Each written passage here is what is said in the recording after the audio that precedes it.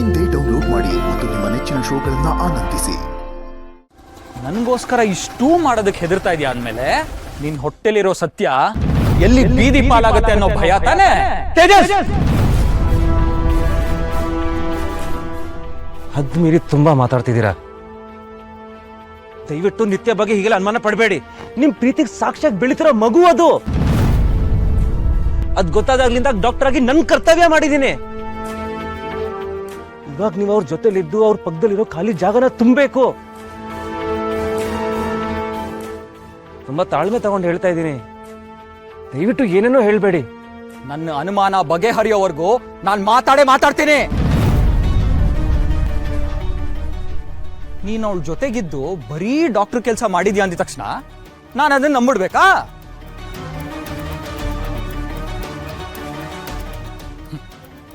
ನೀನು ಇವಳ ಜೊತೆ ಪರ್ಸನಲ್ ಅಸಿಸ್ಟೆಂಟ್ ತರ ಇದ್ದಾಗ, ಅವಳಿಗೋಸ್ಕರ ಅಂತ ಮನೆಯಿಂದ ಊಟ ಎಲ್ಲ ತಂದಾಗ, ಹೆಜ್ಜೆ ಹೆಜ್ಜೆಗೂ ಅವಳಿಗೆ ನೋವು ಆಗದೇ ಇರೋ ಥರ ನೋಡ್ಕೊಂಡಾಗ್ಲೇ ನಾನು ಅರ್ಥ ಮಾಡ್ಕೋಬೇಕಾಗಿತ್ತು.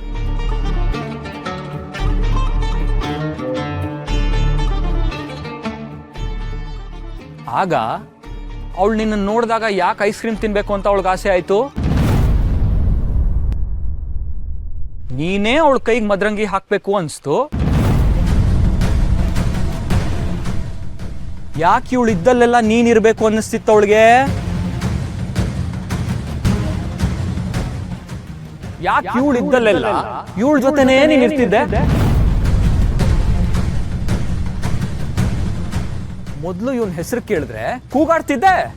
ಈಗ ಇವನ್ ಜೊತೆ ಮದ್ವೆಗೂ ಹೆಸರಲ್ಲ ನೀನು.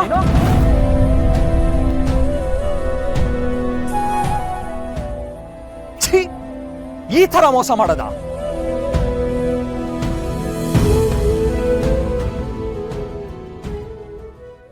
ತೇಜಸ್, ಬೇಡ.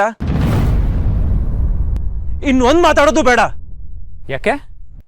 ನಿನ್ ವಾಯ್ಸ್ ರೆಕಾರ್ಡಿಂಗ್ನ ನಾನು ಕೇಳಿಸ್ಕೊಂಡಿಲ್ಲ ಅನ್ಕೊಂಡಿದ್ಯಾ?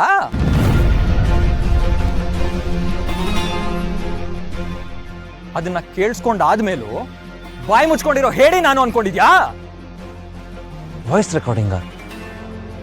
ಯಾಕೆ? ಇವಳು ಎದುರುಗಡೆ ಒಪ್ಕೊಳ್ಳೋದಕ್ಕೆ ಧೈರ್ಯ ಇಲ್ವಾ? ಇರು, ತೋರಿಸ್ತೀನಿ.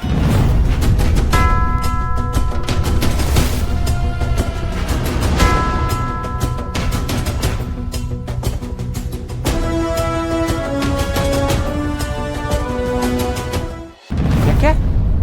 ಇವಳು ಎದುರುಗಡೆ ಒಪ್ಕೊಳ್ಳೋದಕ್ಕೆ ಧೈರ್ಯ ಇಲ್ವಾ? ಇರು, ತೋರಿಸ್ತೀನಿ.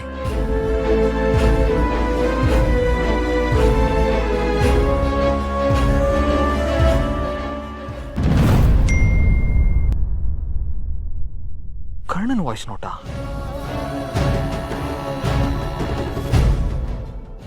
ನಾನು ಯಾಕೆ ಇದರ ಮೆಸೇಜ್ ಕಳಿಸ್ತೀನಿ ಅಂತ ಯೋಚಿಸ್ತಿದ್ಯಾ? ಯೋಚಿಸು. ನೀನಂತ ದಡ್ಡ ಎಷ್ಟು ಯೋಚಿಸಿದ್ರು ಅದು ತಪ್ಪೆ. ತೇಜಸ್, ಸರಿಯಾಗಿ ಕೇಳಿಸ್ಕೊ. ಇದೆಲ್ಲ ಮಾಡ್ತಿರೋದು ನಾನೇ. ನಿನ್ನ ಯಾಮರ್ಸಿದ್ದು ನಾನೇ. ನಿನ್ನ ಕಿಡ್ನ್ಯಾಪ್ ಮಾಡಿ ನಿನ್ನ ಹೆಸರಿಗೆ ಮಸಿ ಬಳ್ದು ನಿನ್ನ ಸುತ್ತ ಸಾವಿರಾರು ಕತೆ ಕಟ್ಟಿದ್ದು ನಾನೇ. ಆದ್ರೆ ನೀನು ಇದನ್ನ ಬಾಯಿ ಬಡ್ಕೊಂಡು ಹೇಳಿದ್ರು ಯಾರೂ ನಂಬಲ್ಲ. ನಿಂಗೆಲ್ಲ ಗೊತ್ತಿದ್ರು ಇಷ್ಟು ದಿನ ನನ್ನ ಜೊತೆ ಇದ್ದೋಳ ಜೊತೆ ನೀನು ಮದುವೆ ಆಗಲೇಬೇಕು. ಅವಳು ಹೊಟ್ಟೆಲಿರೋ ನನ್ನ ಮಗುಗೆ ಅಪ್ಪನೂ ಆಗಬೇಕು. ಅಯ್ಯೋ, ಇದೆಲ್ಲ ಗೊತ್ತಾಗೋಯ್ತು, ಹೋಗಿ ಮಾತಾಡ್ತೀನಿ ಅಂತ ಅನ್ಕೊಂಡಿದ್ಯಾ? ಹೋಗು. ನಿನ್ನ ಯಾರು ಕೂಡ ನಂಬಲ್ಲ. ನೀನು ನಿತ್ಯ ನಂಬೋದು ನನ್ನನ್ನೇ. ಸಾರಿ ತೇಜಸ್.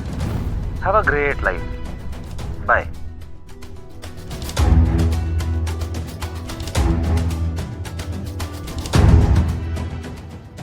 ಡಿಸಪಿಯರ್ಡ. ಕರ್ಣ, ನನ್ನನ್ನೇ ಯಾಮಾರಿಸಿದ್ಯಾ?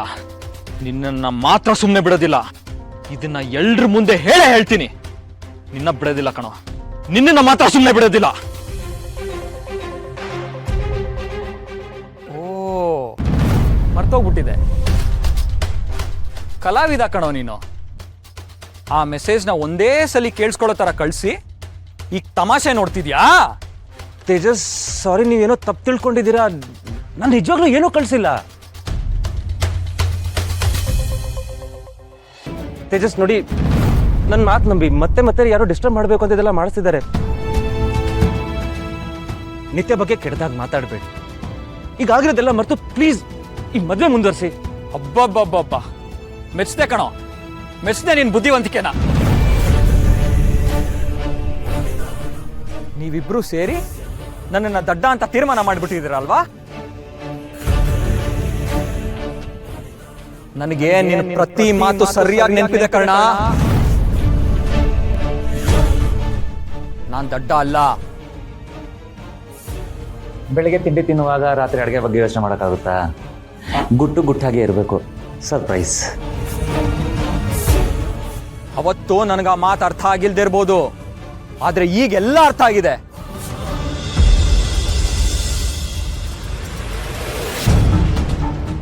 ನಿಮ್ಮಿಬ್ರನ್ನ ಅವತ್ತು ರೆಸಾರ್ಟ್ ಅಲ್ಲಿ ಒಟ್ಟಿಗೆ ನೋಡಿದಾಗ,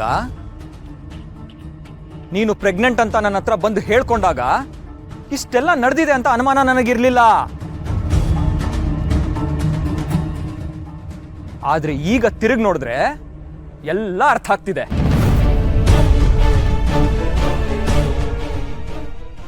ನೀವಿಬ್ರು ಸೇರ್ಕೊಂಡು ನಿನ್ ಹೊಟ್ಟೆಲಿರೋ ಪಾಪದ ಪಿಂಡನ ಹೇಗ್ ನನ್ ತಲೆ ಕಟ್ಟಬೇಕು ಅಂತ ಅನ್ಕೊಂಡಿದೀರ ಅಂತ ಈಗ ಗೊತ್ತಾಗ್ತಿದೆ.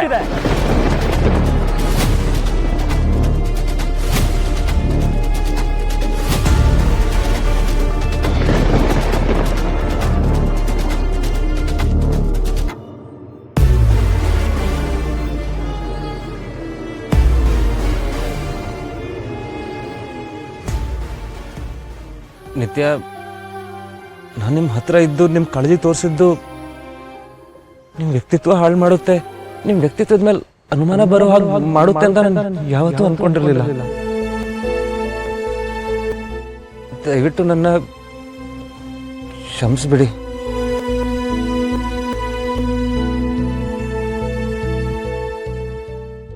ತೇಜಸ್, ನೀವು ಪ್ರೀತಿಸೋ ಜೀವ ಇದು. ನಿತ್ಯ ಯಾವತ್ತೂ ತಪ್ಪು ಮಾಡಲ್ಲ. ನನ್ನ ಕೈ ಮುಗಿತೀನಿ. ಅವ್ರ ಕ್ಯಾರೆಕ್ಟರ್ ಬಗ್ಗೆ ಹೀಗೆಲ್ಲ ಮಾತಾಡಬೇಡಿ ಪ್ಲೀಸ್. ಅವ್ರಿಗೆ ಮೋಸ ಮಾಡಬೇಡಿ. ಏಯ್, ಇಷ್ಟೆಲ್ಲ ಆದ್ಮೇಲೂ ಏನೋ ನಿಮ್ ನಾಟಕ. ಭಾವ ಅಂತ ಪದೇ ಪದೇ ಕರಿತಿದ್ರೆ ಅದನ್ನ ಉಳಿಸ್ಕೊಳ್ಳೋ ಯೋಗ್ಯತೆ ಇಲ್ಲ ಅಂತ ಪ್ರೂವ್ ಮಾಡ್ತಿದ್ದೀರಾ. ನಿನ್ ಉತ್ತರ ನಿನ್ ಅನುಮಾನದಲ್ಲೇ ಇದೆ. ಅದನ್ನ ಕಣ್ಬಿಟ್ಟು ಹುಡ್ಕೋ. ಅದನ್ ಬಿಟ್ಟು ಕರ್ಣ ಸರ್ ಬಗ್ಗೆ ಮಾತಾಡೋದಕ್ಕೆ ಹುಲ್ಕಟ್ಟಿ ಅಷ್ಟು ಅಧಿಕಾರ ಇಲ್ಲ ನಿನ್ಗೆ. ಇನ್ನು ಒಂದೇ ಏನಾದ್ರೂ ಮಾತಾಡಿದ್ರೆ ನೀನೊಬ್ಳು ಕಡಿಮೆ ಇದ್ದೆ. ನಿಮ್ಗೆಲ್ಲ ಸಲಿಗೆ ಕೊಟ್ಟಿದ್ದೆ ತಪ್ಪಾಯ್ತು. ನಿನ್ನ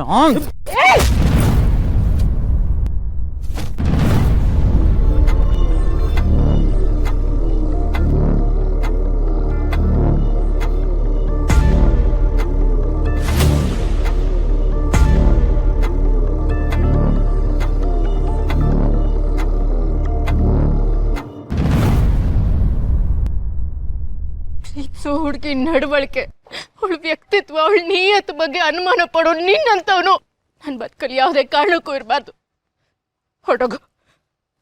ಹೊರಟೋಗು ಇಲ್ಲಿಂದ.